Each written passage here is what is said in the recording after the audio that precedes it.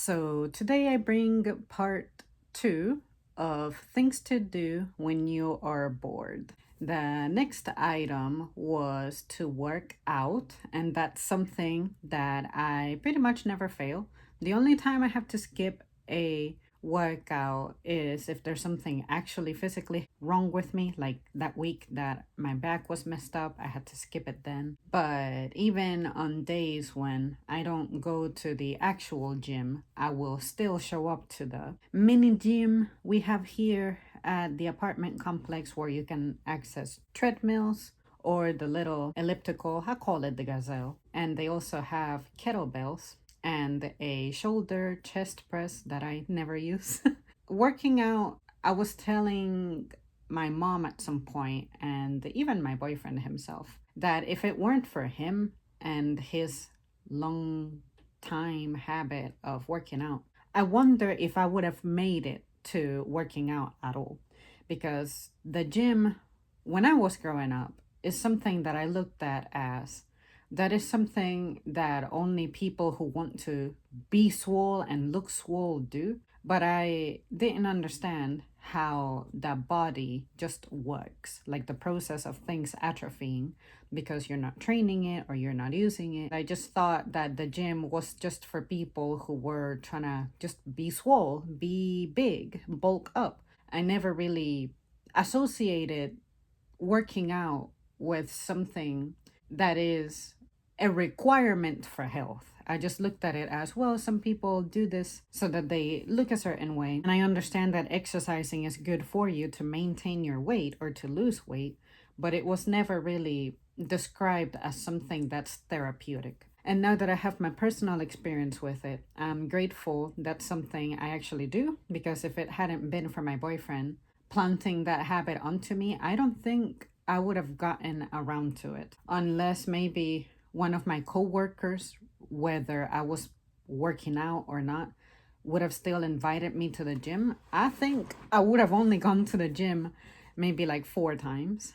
And that's something that I definitely wouldn't have stuck with on my own. I would have definitely continued to gain weight. I was already gaining weight. I shed some of it when we came back from Kansas, because let's just say that our economic situation was so bad that food became a little scarce. It's not that we didn't eat, but we were not eating like what we were used to. So undoubtedly that calorie deficit did wonders for me. But once I started working again, I guess with the stress of work, finding ways to cope, I was starting to balloon up again. But then I had a period when I leaned out, and it was definitely a combination of the workout and the diet I had. The diet I had was better because work was not abusing me so much. It wasn't absorbing me. I used to get reasonable hours as a part timer. My shifts could be 4, 5 hours long, 6.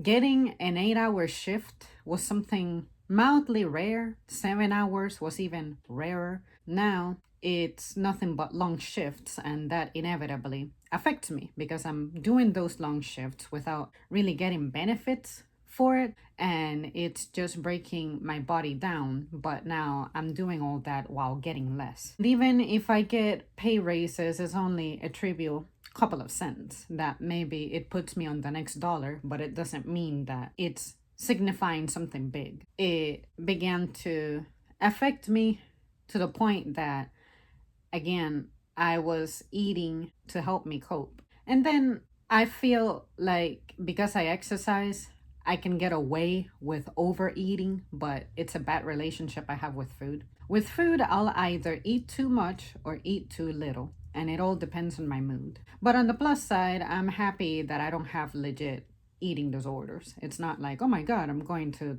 just wake up one day and start starving myself, or wake up one day and start binge eating. Like, I know when I'm starting to push my body a little too much, and I like to listen to the symptoms, or at least if the symptoms are there, it's obviously too late, but I like to mitigate them from getting worse. At least I got over my issue when I started working out, which was oh my God, I'm working out and I'm getting so hungry, but I cannot afford to eat. And that's why when working out, I only got small. I never got big. I never really grew muscles or anything because my diet was just not accommodating for that. And I had a brief period when I could see that I was getting a little big, but staying trimmed. But again, nutrition, diet, that's not something I really grew up with. It's not something that was ever promoted in my household. So honestly, to this day, I still don't know what I'm doing. I just know that I work out, I eat. When I feel pain, I don't push it. I just try to be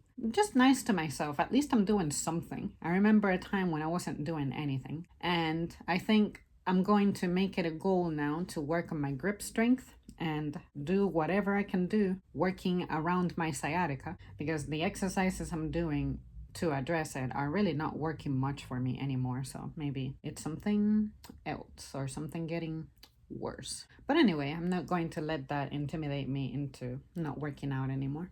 I don't need to be bored to work out. It's just part of my routine now. And I try to go out of my way to incorporate it. Sometimes it'll be really late at night, and I'm like, even if it's 10 minutes, 15 minutes, I want to do something. But if I feel like the environment doesn't feel safe, like there's sketchy activity going on, then I have to sacrifice it. But I'm grateful that I was able to create that routine for myself, because if my health is shit now as an athlete, I can only imagine how much worse it would have gotten for me. I probably wouldn't be walking right now. There would have been something much worse with me.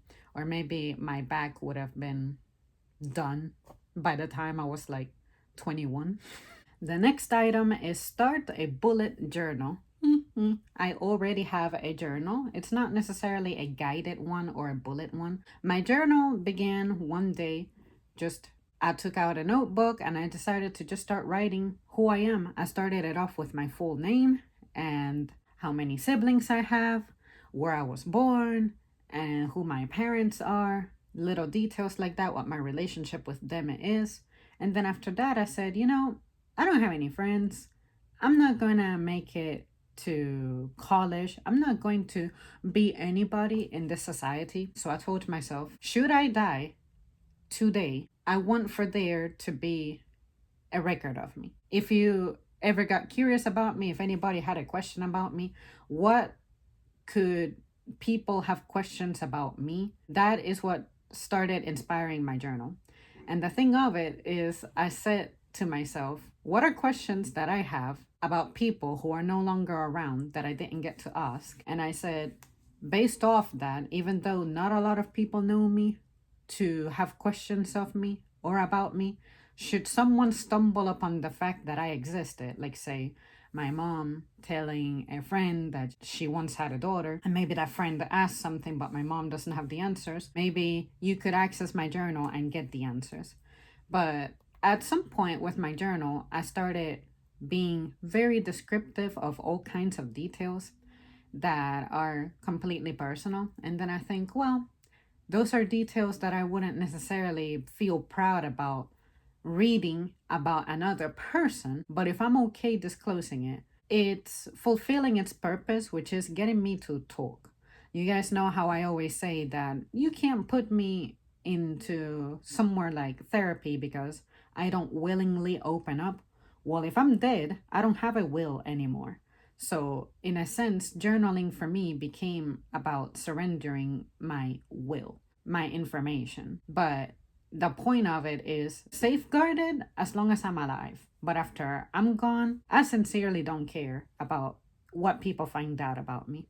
I want it to be that way because I have met people who, once someone they know dies, they get into denial about who this person was and what they might have done. For instance, there are people who have had their attraction tendencies questioned, and some people got really defensive about it. And I'm like, you were not with this person. You don't know what their tendencies were, what their habits could have been, what they were curious about, how they explored things. Another thing is, say, their personality when it comes to their opinion about something. In front of you, maybe they act well composed, welcoming, inviting, kind, respectful. But what if behind your back they have very close minded thoughts, close minded opinions? Maybe they're not as tolerant about certain things like you think they are. Maybe they don't advocate for the things that you believe they're advocating for. Those things. With me, in my journal, I'm disclosing all of that. You will know exactly who and what I am based off what I write there. And there's some things that I may look or sound like I would be fine and indifferent with certain things, but not necessarily. And that's what inspired me to write. It was speaking nothing but the truth about my existence and the thoughts I had. And my thoughts could be about anything, even how I notice birds changing location, what may have caused them to change location. Anything I have observed, I have pretty much documented. And I'm very proud of it. I just wish I could get back into the habit of journaling daily. I could journal for like 8 hours straight if you let me. And I find that I was never artistic. I was never athletic, anything like that. But if there's something I will always be confident about, is my ability to write, to remember, to document. And I feel that is my superpower. And I kind of see what my purpose having that ability in this life is. Because I notice that, say, especially at work, when I sit down on the computer to write an email, I see the effect that my email has, the reactions I get from people, and what those reactions lead to. And that is something that I am super proud of. I understand where my power is, even if you don't see it developing. The next item is practice meditation. Meditation is something that I have never really been good with. I maybe practice meditation more than I think, and I just don't recognize it as such. I had a friend who sent me multiple videos about guided meditation. And the first problem I had was some of them were like 45 minutes long, 1 hour long. This was like 7 years ago. To this day, those videos are still in my watch list. I don't know what it is. It's just hard for me to get in the mindset of I am about to sit here and meditate. What is that like? How do you even start that? To me, my meditation is simply thinking like I regularly would. But I set aside the time and the environment to do that. Say, if I'm bed rotting, then I'll be looking at my ceiling and letting my thoughts just flow. And I try to see the entire picture of my thought. It's not just, oh, I'm hungry. I should eat a salad instead of, I don't know, a burger and fries because the salad is going to help me lose weight. And if I don't eat the salad, and I don't see me losing weight, then me goes to eat junk. And when me eats junk, I start gaining the weight, and then I'll have the feeling of regret because my body is going to be in pain and I'm going to gain the weight and I'm going to break out. My skin is going to do all kinds of crazy shit and I won't be able to sleep, blah, blah, blah. Like I see the whole picture. I see both sides of it. Other things that I may meditate about is future plans. Like, okay, I'm living in the now. I know next week is going to look about the same as this week and the same, but what slight changes can I make to have a new experience, to have something that breaks me from the routine? And that's why I was telling you guys that all of a sudden I'm going to be making an effort to go out and see things and try different things so that I can feel like I'm actually living. And when I try to imagine that in a meditative state, I simply imagine what my ideal version of that would be, and then I compare it to what I realistically can do, and I commit to what I can realistically do. I will do what I realistically knew I could do, and once I have that experience, I can debrief and be like, okay, what I need to get to my ideal experience after practicing my practical experiences A, B, C, and D. That's pretty much what meditation to me is. It's I see something or want something or need something, and I start thinking about the plan to get there. And I can just lie completely still and flat, fixating my gaze on an object because I have trouble keeping my eyes closed when I'm thinking about things. I need to look at a wall, preferably, or the ceiling, and I see it like a canvas. And then from that canvas, it's like my eyes project that picture of what I'm trying to achieve with my thoughts. But that whole be still, focus on your breathing, don't think about anything, I can't do that.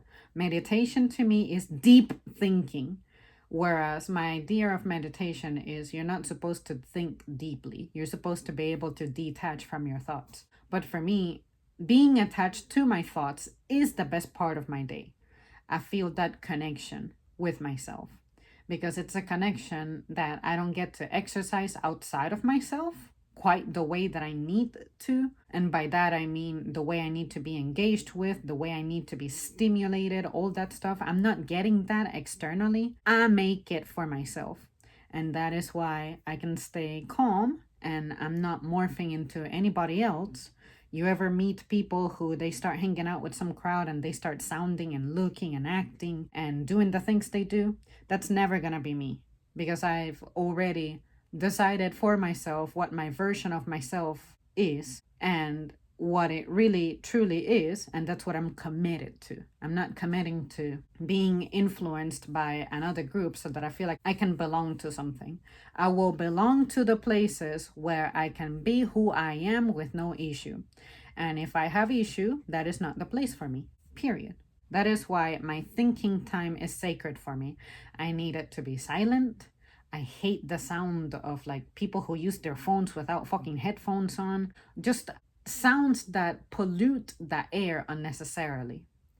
During my time when I need to be intimate with my thoughts, that shit just pisses me off. And that is what can make me more groggy and cranky than getting poor sleep. The next item is do an online quiz. Over the years here on the channel, I have made various videos about those, like the quizzes I see or the surveys I see, giving my opinion on certain topics. Some topics are deep to where I will dedicate a whole video to talking about one thing. And those are nice exercises. I like to do those because I get to explore things.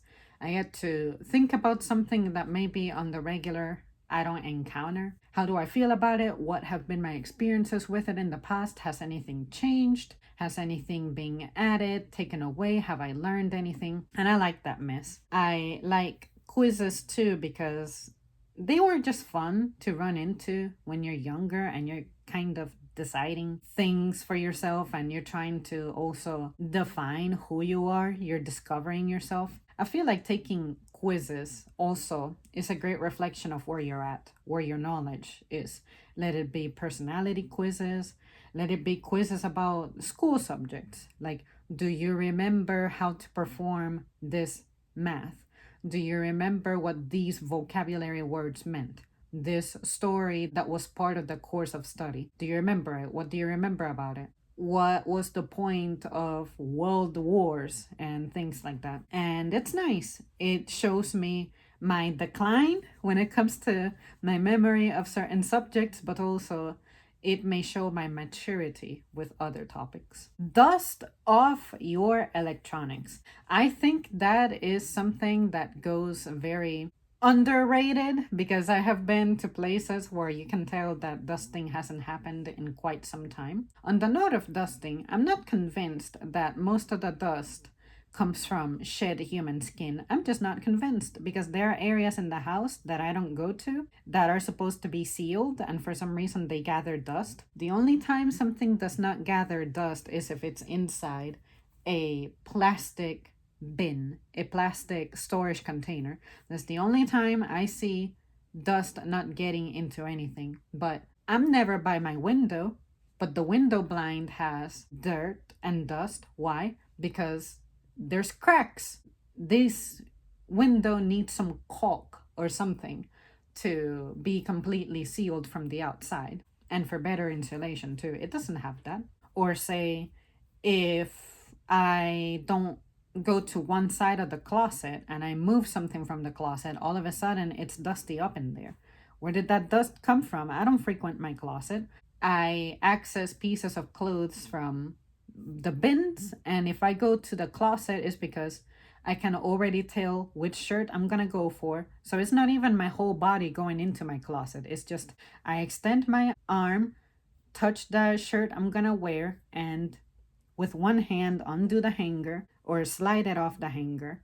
And then that's about it, really. My leggings, some of them are already like out here in the open. I make a plan for which pants I'm gonna wear for the week. And if I'm pulling out a new pair, all I gotta do is pick the next one because my leggings are worn in order they're folded in my shelf on my closet. Collectively per day, I may spend only like 7, 8 seconds in my closet. So if dust is supposed to be shed human skin, how is there so much dust in my fucking closet? And it's not like I'm bringing dusty clothes in there. I may access it again when I wash clothes and some of them go into hangers, but I'm not there that often. On the note of dusting electronics, I can tell you that's something that needs to be done. There is a TV right here, right next to me, and you can see the dust that's collected on it. This is a TV I'm supposed to take to be donated. Dusting, it needs to be done because you have no idea how quickly dust just settles. Especially when you work retail, it is insane how quickly the shelves collect dust. It's insane. And I remember as a kid, that's something that we regularly did. I feel like every weekend or every other weekend, we had a day where we would spend like 20 minutes going through things and just dusting everything. The next point is create a 5-year plan. I've been hearing this one a lot, especially as financial advice, talking about you need to have a 5-year plan. This is what you do. This is what you need to have. And sometimes I think the people who give advice like that are giving you idealized versions of what they wish they would have done. Because I have heard nothing but old people saying that. By old people, I mean people at least 60 plus. They're always like, it's best when you have a 5-year plan. And I'm like, when did the idea for you to have a 5-year plan start? Was it in your 20s? Was it in your 30s? Was it in your 40s? Maybe you're giving this advice because this is advice you wish you would have had. But at the same time, you're not taking into account that our opportunities may be different from yours. You may be expressing the 5-year plan idea because you had the resources to make that 5-year planning possible. What were those opportunities? All I see is people giving you the final advice.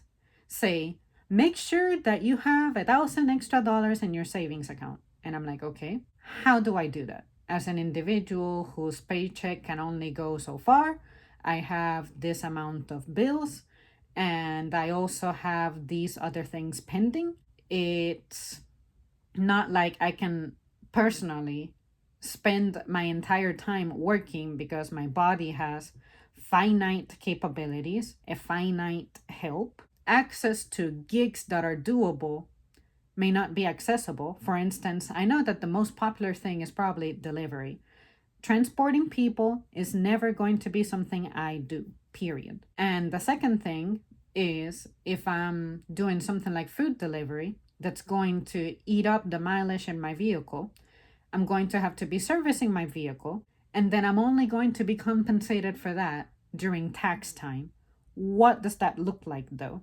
Because servicing my vehicle pretty frequently may exceed how much I make based off the service I'm providing. Transporting people is a bigger liability. Therefore, you'll get paid more. But are we going to talk about how that's also going to mean that I need to report it in my best interest to my car insurance to be like, transporting people, I need to update the policy to indicate that I also serve as a driver. What is that going to do to my rate?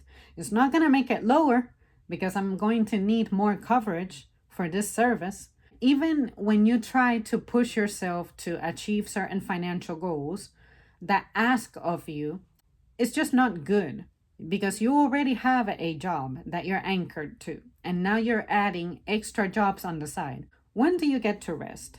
People underestimate the importance of resting. I'm not going to give up working on my body in the form of exercising and the due rest it requires, all because I need to have an extra couple of bucks in my bank account. How about if I just avoid the issues in the first place? Most of them are controllable. The only ones I can't control are my health. And when my health starts to get shot, I'll go through the consequences, but I'm still not committed to indulging in things that are going to make my finances take a hit that I cannot manage. I don't think it's fair for you to advise me to just have more money, make more money when my opportunities are different. I'm also in a different stage in my life. Those opportunities I needed and I was pursuing when I was younger. I didn't get them. That's fine. I'm living now based off what my current time is giving me.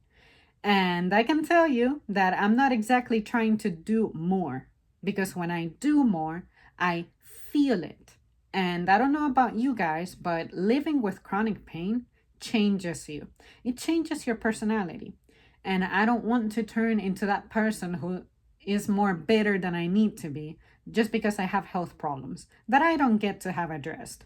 So don't be coming here talking about no little 5-year plans unless you are going to personally contribute. No different from work. At work, let's say that I'm expressing myself, like I shared the story with you guys, one of my colleagues did with me one time. I'll share that story instead, as opposed to giving my own example. I had a coworker telling me she was having a bad day. Our manager heard that she was talking about how she was having a bad day, and her comment was, well, you don't have to work here. How is that helpful? This person is not working here because they love it here and they want to be here and this is their dream. We're doing this because we're people, living, breathing human beings who need to do something in order to eat. We're not privileged. We don't get things handed. We don't have freaking trust funds, anything like that. We have to do this. We are human beings with feelings, and sometimes we go through things that break us or threaten to break us. And we have this cool thing called language and the ability to be empathetic and reach out for support, which you, in your position of power, you should be all up on this. How come you cannot just be like, I understand it gets difficult around here, but I'm glad that you are here, you show up, you do your part, you overcome it, blah, blah, blah. But no, you have to be like, you don't have to work here. Let's say that I leave. I don't have to work here. Are you committing to picking up my bills? If you're offering that since I'm having a tough time here, that I'll quit, but you will pay my bills, I'm gonna quit right now. That is the perfect solution. It is amazing. I cannot thank you enough for your generosity. But if that's not what you're offering, if you're not offering a solution to go along with your advice, just shut up, man. You underestimate the power of shutting up in the same manner you underestimate the impact your words may have. Stop saying, you don't have to work here, unless you can back it up with something like, well, I understand this place is not compatible with you. How about if you go? I will pay your bills. That'll make your employee very happy, about to be ex-employee. Or better yet, be like, well, I'm sorry that this job is difficult. There is an opening at the, IT fucking team. Do you like computers? Would being away from people work for you? You should consider applying. It's not a guarantee that you'll get the job because you have to compete with other candidates, but consider applying for that. Or maybe our location doesn't hire you, but maybe another place can hire you. Maybe that location that's one town over. Or something like, would you like for me to help you find jobs that may be more compatible with your personality and your education level and your skill level? Here, come with me to my office. Let me build up your profile. That's what I would do. If I were manager, I would be like, I don't know you that well, but I understand that this place is probably no longer good for you. I want to help you. Come here. And then I'll ask you, what do you like to do? Do you like people? What can you do? Do you have any language skills? Do you like to write? Do you like to argue? Do you like computer work? What are you? Who are you? And based off that, I can give you advice. But I ain't gonna be there and be like, you need to have a 5-year plan. this, that, and the other. If you're going to tell somebody you need to have a 5-year plan, make sure that you know who you're saying that to. Understand these people's physical capabilities, mental capabilities, background, what adversities they may be facing. Build the whole profile of this person. And that way, your advice will be more executable and more effective, as opposed to just emptily saying it.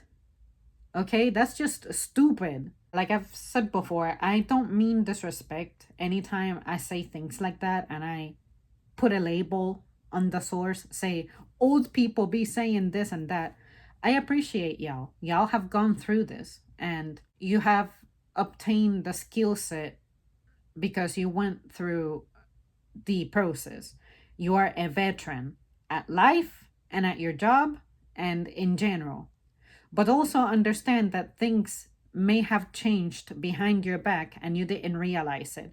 You cannot just continue to see the world through the scope that you're accustomed to. You gotta learn to also adapt yourself to the scope of the other person and interact with that person accordingly.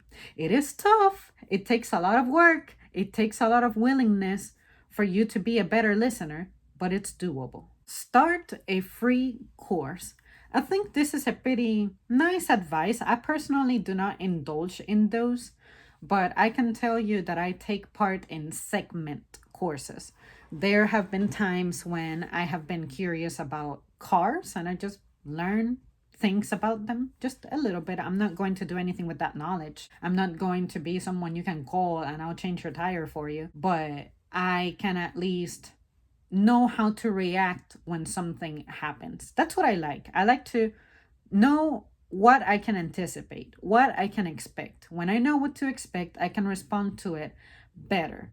But there are some things that I'm simply going to turn down because it's just not in my nature. I'm not interested. Or a lot of the times when I don't feel like learning something at a given time, it's not because I'm not interested in learning at all. It's more about it's not a good time for me to learn. And I think that it's important for you to recognize when your environment is conducive for learning and when it isn't. And when it isn't, you decline the moment, but don't forget about it. Or also evaluate your instructor. Is this person someone who you believe has good teaching techniques, or do you believe you know someone who could deliver this better? And I can say that a lot about YouTube, for instance. YouTube has all kinds of content nowadays. There are people who give legal stories, there's also the people who give medical advice, the physical therapy advice. There are times in which I may watch someone talk about, okay, how can you strengthen your back to address lower back pain? They are teaching the same technique, they are teaching the same exercise, but sometimes I understand and retain the delivery of one person better than the other person, even though they're teaching the same thing. Or I guess language would be another example. For a little while, I was trying to learn Japanese. It was not going well for me at all. I pretty much have forgotten everything new that I had learned in the past 5 months or so. But I was grateful that I observed people teaching a language with different techniques.